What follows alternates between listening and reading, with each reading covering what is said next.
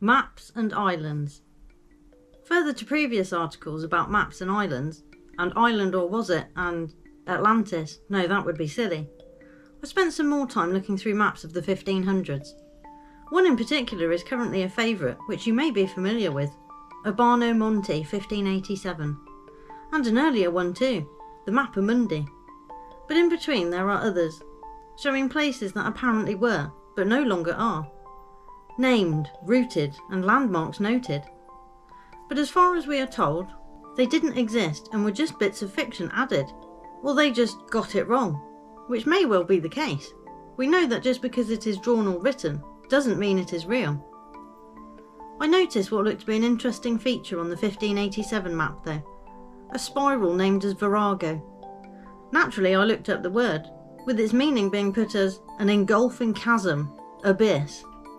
And it seemed awfully close to where we have magnetic north showing, a strange feature which looks as though the images aren't stitched together properly, so it appears fragmented and pixelated. Like what happens when you curve something that isn't supposed to be curved. But what do I know?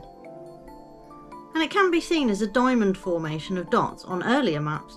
This one noted as 1380 in Roman numerals seems very different from the other maps of that time, being that the Mappa Mundi is apparently from 1300. And although it is speculated that most of these places noted above are in fact modern day Iceland, Greenland, Shetland Islands and the Orkneys, they say the others just simply don't exist.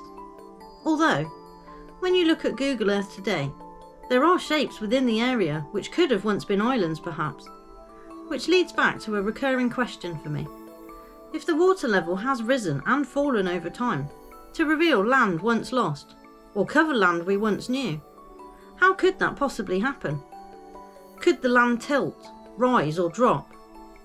Or is it the water levels that have changed, draining every now and then and creating land bridges and bigger continents for a time, only to be covered again by a deluge from above? As the old saying goes, the water's above and the water's below.